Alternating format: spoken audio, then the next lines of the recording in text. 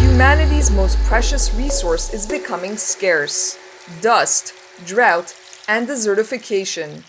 Due to climate change, growing populations, and poor management, whole areas in the Middle East are transforming from once fertile ground into barren wastelands. Physically, as these regions dry out, actually what's happening globally is that the water from the dry areas is actually moving to the high latitudes and the low latitudes. So the wet areas are getting wetter and the dry areas are getting drier. Using NASA satellite imagery, Familyetti discovered that parts of Turkey, Iraq, Syria, and Iran lost nearly 300 million acre-feet of stored fresh water. That's 2.5 times the volume of the Dead Sea. Let's just say that people have to do something, because if they don't, they will run out of water. The business as usual is unsustainable.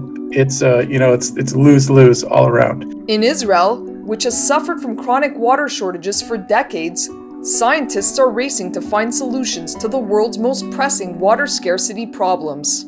Nowhere is Israel's technological prowess more visible than here. The Negev Desert, the driest region in the entire country. It's in the Negev, where water is the most precious asset, that the latest environmental technologies really flourish. Although more than half of its land is desert, Israel is an expert at combating desertification. In fact, it's the only country in the world where the desert is shrinking. What Israel has done over the last 40-50 years is the large tracts of the Negev, which is our desert, have become actually agriculture land, with probably the only place in the world in which the desert shrinks and not the other way around. Pedro Berliner is one of the world's leading dryland agriculture experts. His research is mainly focused on helping populations in developing countries find cheap or low-tech solutions to answer their most pressing water needs. Sometimes modern problems require ancient solutions. The properties of this soil are such that they seal, and water is not absorbed, and it flows into the low-lying areas, like the one behind me. This is what is called basically the Nabatean techniques. The Nabateans were an ancient Arab people who lived in the region thousands of years ago. Professor Berliner and his team of researchers have managed to revive their ancient farming methods to grow crops in the most hostile of environments. How? By channeling the floodwaters from winter rains into these depressions in the ground, and planting trees to keep that floodwater from evaporating. What we developed is a system in which we, together with the trees, we plant also an intercrop.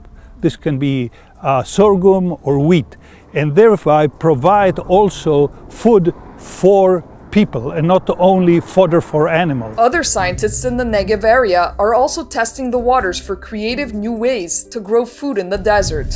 At the Zuckerberg Institute for Water Research in the small town of Sde Boker, Professor Amit Gross is hard at work. By recirculating the water inside these tanks, he and his team have developed a unique aquaculture system that reduces water waste to nearly zero. Actually, quite strange to grow fish in the desert where mainly water is scarce. But what we're trying to do here is to grow fish with very little water, sometimes like the same amount of water that we use to grow tomato. Barramundi, bass, tilapia, and catfish. Professor Gross grows them all. In our most sophisticated system, we don't use external energy at all. We just use the fish feed as the source for everything. The energy to run the system is produced by the waste that the system produces. But you won't find these fish on supermarket shelves. For now, this project is still in its pilot stage, and only students living nearby have had the chance to taste them. More than 50% of the fish supply is coming from aquaculture, where in the past, in the 80s, it was maybe 5%. So it's growing tremendously, and it's the fastest growing sector in the agriculture business. From high-tech solutions to low-tech know-how, Israeli scientists have shown that creativity and ingenuity can help protect our water and quench the thirst of a world whose population continues to grow. From Israel's Negev Desert, Maya Margit reporting for the Media Line.